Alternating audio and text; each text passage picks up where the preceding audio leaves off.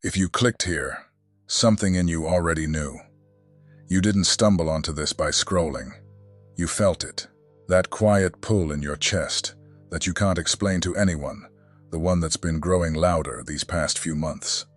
I want you to stay with me, because what I'm about to tell you isn't a theory. It's a recognition.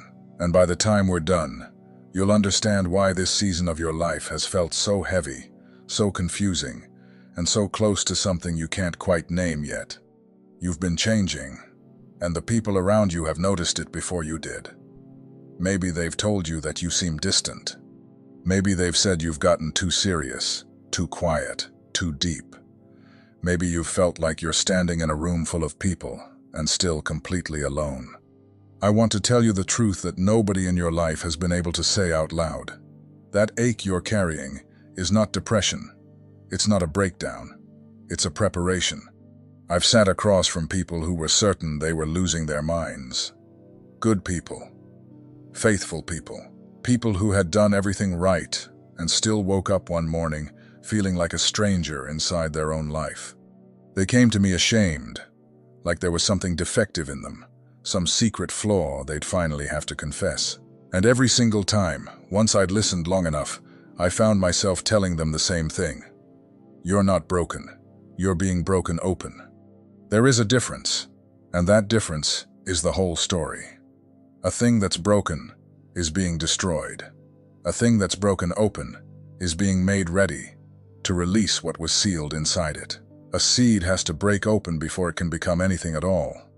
Your soul is getting ready for its most radiant chapter, and there are signs.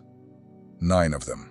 I've watched these signs show up in person after person who thought they were falling apart, when really they were being assembled into something new. So let's walk through them. Not as a checklist, as a mirror. Hold each one up and see if your reflection is there. And I'll warn you now, some of these are going to hit closer than you're ready for. That's not a coincidence either. The first sign is that everything that used to satisfy you suddenly feels empty. The job you fought for, the relationships you maintained, the routines that gave you comfort. One day you wake up and none of it fits anymore. It's like wearing clothes from a body you no longer live in. And here's what most people miss. They panic. They think something is wrong with them. They run to fill the emptiness with more noise, more distraction, more of the same things that already stopped working. But think about Abraham for a second. He had everything a man in his time could want. Land, family, security. He was settled, comfortable. And then a voice told him to leave all of it, to walk away from the only life he'd ever known, and go toward a place he couldn't even see yet. God didn't take Abraham's old life away to punish him. He emptied it, so Abraham would be willing to move. That emptiness you feel, it's not loss. It's God loosening your grip on a smaller life so your hands are free for a bigger one. And look at Ruth. She had lost everything, her husband, her security, the entire future she thought she'd have. Everything that once filled her life was gone, and she stood at a crossroads with 2 paths in front of her. One led back to the comfortable and familiar, back to the old country, back to the small life. The other led toward a barren, uncertain road, following an old woman with nothing to offer her but more loss. And Ruth chose the harder road. Where you go, I will go, she said. She walked away from comfort and into emptiness, and that emptiness led her straight into the lineage of kings. The line of David came through her. The line that led to the Messiah came through a foreign widow who let her old life be emptied so a greater one could be filled. That's the pattern. The emptiness always comes before the inheritance. So when everything around you suddenly feels hollow, and you can't understand why the things that used to fill you have gone silent, stop reading it as the end. Read it as the clearing of ground before something is built. The second sign is that you've started seeing through people. Not in a cruel way. You just notice things now. You can feel when someone's words don't match their heart. You sense the tension in a room before anyone says anything.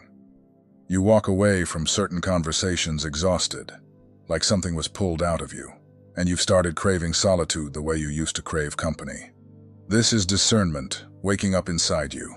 Remember Samuel, he was just a boy, sleeping in the temple, when he heard a voice in the night. The older priests around him, the experienced ones, the religious professionals, they couldn't hear it. But the boy could. Why? Because his heart was still tender, still listening. God doesn't always speak to the loudest person in the room.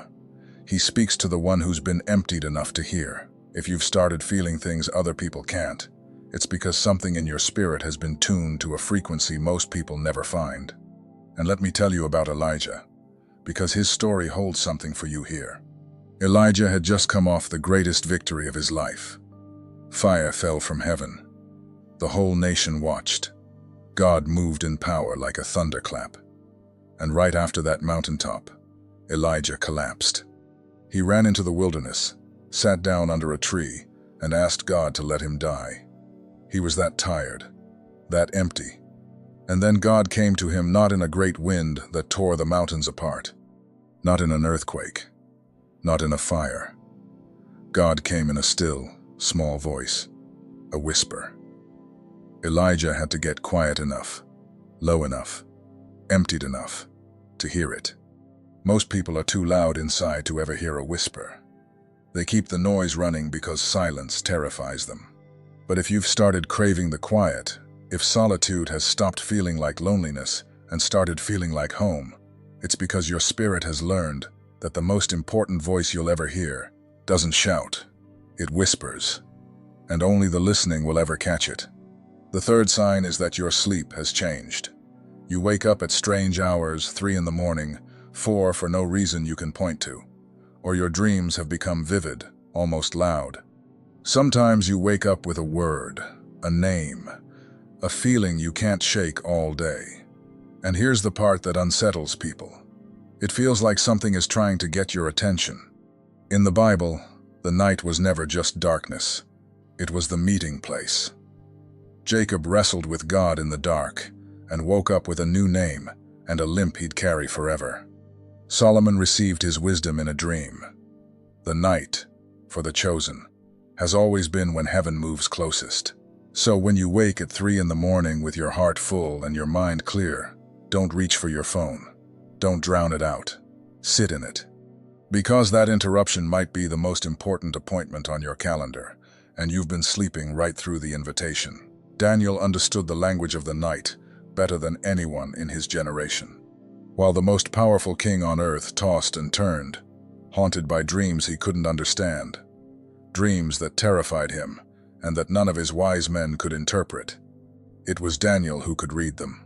The mysteries that came in the dark, the visions that troubled kings, the meanings sealed inside the night hours, Daniel received them in the quiet, on his knees, while the rest of the kingdom slept. God revealed deep and hidden things to him, things to come, things no waking mind could have figured out. And here's what you need to understand about that.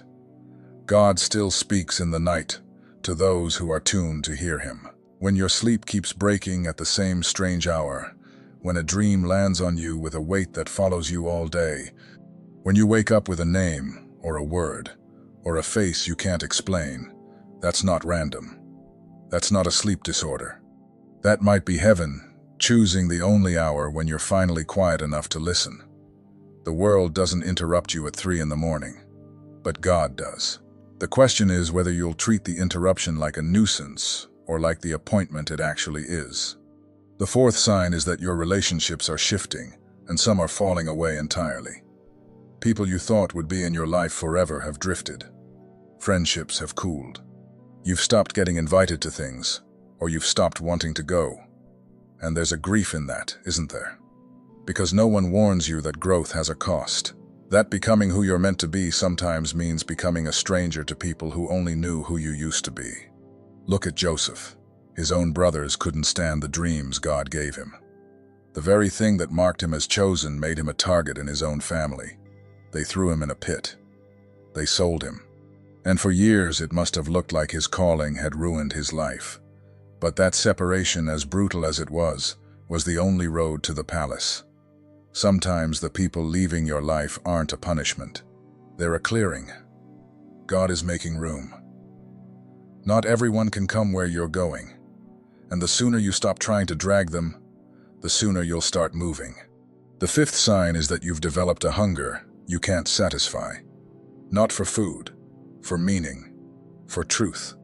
You find yourself awake late at night, searching for answers to questions you can't even fully form. You're drawn to things about the spirit, the soul, the purpose of it all. And the strange part is, the more you learn, the hungrier you get. It's not curiosity anymore. It's a thirst. That thirst is one of the surest signs of all. Think of the woman at the well. She came in the heat of the day to draw ordinary water, carrying years of disappointment and shame. And Jesus told her about a water that would end her thirst forever. She'd been trying to fill a spiritual hunger with physical things her whole life, relationship after relationship, none of them enough. When you feel a thirst that nothing in this world can touch, it's because you were built to be filled by something this world cannot offer. That hunger isn't a flaw in you. It's a homing signal. And David knew this thirst better than almost anyone. Here was a man who had everything, a kingdom, a throne, wealth, victory in battle, the favor of the whole nation. And still he wrote, "As the deer pants for streams of water, so my soul pants for you, a king, surrounded by everything a person could ever acquire." And what did his soul cry out for? Not more land, not more power. Water for a thirst that nothing in the palace could reach. That's the secret most people never learn. You can fill your whole life with good things and still wake up parched. Because the hunger inside the chosen was never meant to be satisfied by the world. It was placed there on purpose, like a compass needle that refuses to point anywhere but home. If you've felt that restlessness no achievement can quiet, stop treating it like something to fix. It's not broken. It's pointing you somewhere. The sixth sign is that you've become deeply sensitive to time. You feel like you're running out of it. There's an urgency in you now, a sense that you can't keep wasting days on things that don't matter. You've stopped tolerating what you used to tolerate. You want to live for real before it's too late. And sometimes that urgency feels like anxiety, but underneath it is something holier. A knowing that your assignment is close. Esther understood this. She was lifted into the palace, comfortable, safe. And then the moment came when her people's lives hung in the balance. And her cousin Mordecai said the words that have echoed for thousands of years. "Who knows but that you were brought to this position for such a time as this?" Esther could have stayed comfortable. She could have ignored the urgency. Instead, she rose. That pressure you feel about time isn't your enemy. It's your spirit recognizing that you, too, were placed here for a moment that is coming, and you don't want to sleep through your such a time as this. Gideon felt that same urgency, though it didn't look like it at first. When the angel found him, he was hiding threshing wheat in a winepress, crouching low, trying to survive in a season when his whole nation was being crushed. He felt the weight of the time he was living in, even as he believed he was the least likely person to do anything about it. And the angel called him something he could not yet see in himself. Mighty man of valor. Gideon looked around for who the angel could possibly be talking to, because it sure didn't feel like him. But the urgency in his spirit was real, and it was right. The hour was upon him. And when he finally stopped hiding and rose into the moment, God used him to deliver an entire nation with a handful of men. Here's what that means for you. The urgency you feel doesn't wait until you feel qualified.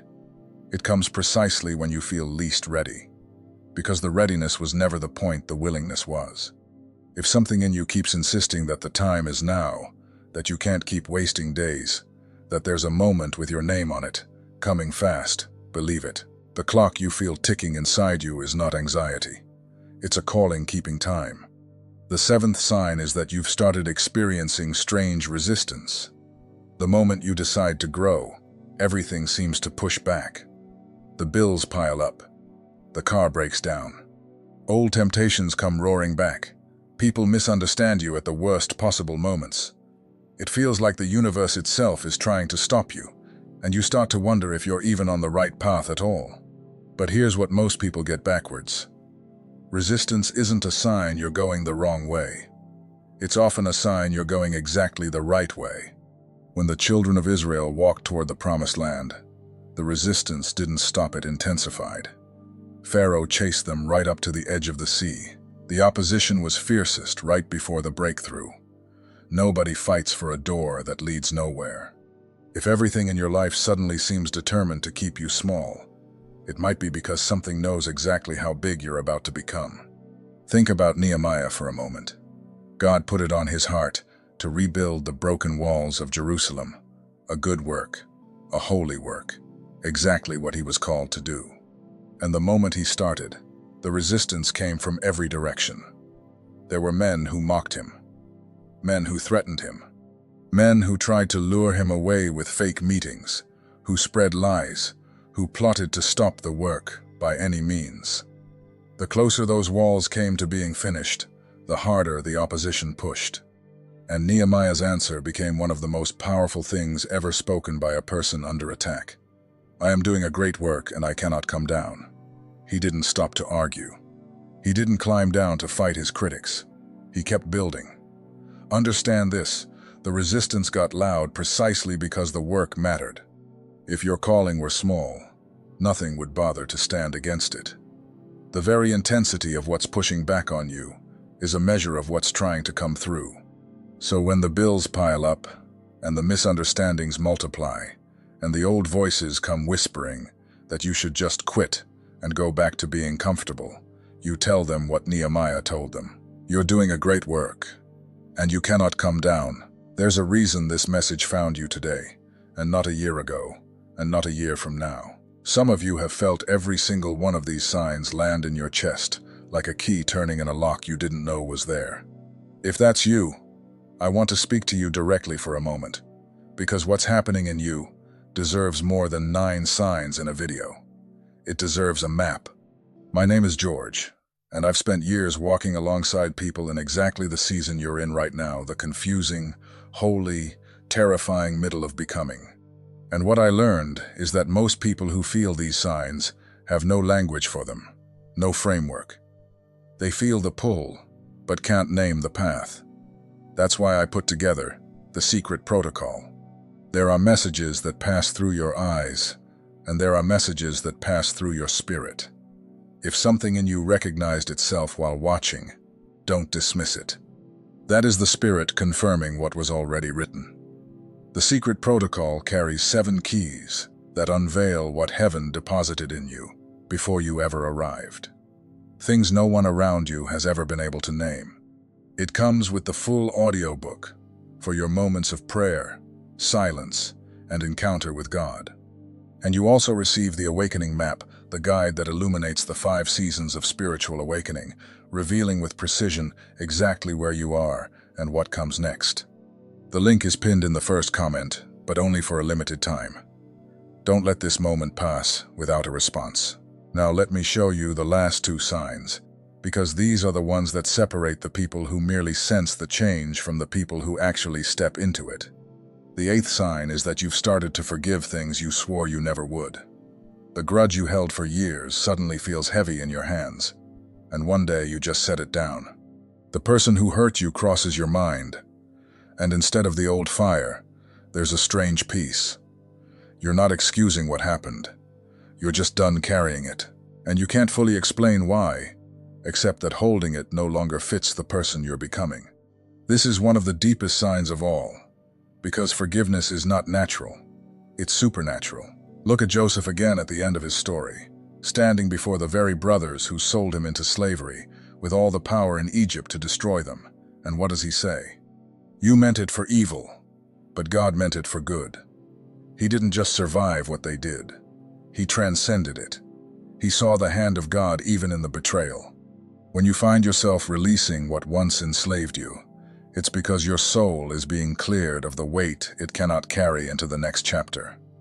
Forgiveness is the gate. You cannot walk through radiant carrying that much dead weight. And the 9th sign, the one that confirms all the others, is a quiet, unshakable peace that makes no sense. Your circumstances haven't changed. The bills are still there. The questions are still unanswered. The path ahead is still unclear. And yet, underneath it all, There's a calm you can't manufacture and can't explain. People look at your situation and wonder how you're not falling apart. And the honest answer is you don't fully know either. That peace has a name. It's the peace that passes understanding. Think of Paul, sitting in a prison cell, his back scarred from beatings, his future entirely uncertain. And from that cell he wrote letters about joy. Joy. Not because his circumstances were good, but because he had found something circumstances couldn't touch. When peace shows up in a season that has no logical reason for peace, it's the surest sign of all that you are exactly where you're supposed to be. That peace is the fingerprint of God on a life He's preparing. And there were 3 young men who showed the world what that peace looks like when everything is on the line. Shadrach, Meshach, and Abednego stood before a furnace heated 7 times hotter than normal, ordered to bow to a statue or burn. And they answered the king with a calm that made no earthly sense. "Our God is able to deliver us," they said, "but even if He does not, we will not bow." Even if He does not. That's the peace I'm talking about. Not a peace that depends on the outcome. Not a peace that needs the circumstances to cooperate. A peace that holds steady, even staring into the fire. And when they were thrown in, the king looked into the flames and saw not 3 men but 4, someone walking with them in the middle of the blaze. That's what real peace is. It's not the absence of the fire. It's the presence of God in the middle of it. So if you found yourself strangely calm in a season that should be breaking you, if people keep asking how you're holding up and you can't even explain it, that's not denial. That's the 4th man in the fire. And his presence is the deepest confirmation of all that you are being prepared for something radiant on the other side of the flames. So look at the 9 again. The emptiness that loosened your grip. The discernment that lets you feel what others miss. The nights that wake you. The relationships falling away to make room. The hunger nothing satisfies. The urgency about time. The resistance that proves the path. The forgiveness you didn't think possible. And the peace that makes no sense. If even a few of these have been living in you, you are not falling apart. You are being prepared. But here's the truth I have to leave you with. Because I love you too much to send you off comfortable. Signs are not a destination. They're a doorway. And a doorway only matters if you walk through it. I've watched too many people feel every one of these signs, nod along, feel that holy chill run down their spine, and then go right back to the small life that was already emptying out beneath them. They felt the calling and never answered it. The signs were real, but they treated the invitation like entertainment instead of an appointment. Don't be that person. If your spirit has been confirming what I'm saying this whole time, that confirmation is asking something of you. The secret protocol exists for exactly this moment. For the person who's tired of feeling the pull and never following it. Who's ready to finally understand the keys heaven sealed inside them before they were born. And to find on the awakening map the exact place they're standing right now. The signs told you that you're being prepared. The next step is choosing to be ready. Because the most radiant chapter of your life is not going to fall on you while you sleep. It's going to meet you the moment you decide to stop merely sensing the change and start stepping into it. Now I want you to do something for me before you go. Out of all 9 signs, one of them hit you harder than the rest. One of them made you stop and feel like I was reading your own life back to you. I want you to go down to the comments and tell me which number it was. Sign 1, sign 9, whichever one cut the deepest, and tell me in one sentence what it stirred up in you. Not amen, not great video. The number and the one thing it touched. Because I read those. And somewhere in those comments, the person who's exactly where you are right now is going to scroll by and need to know they're not the only one. Be the sign for somebody else.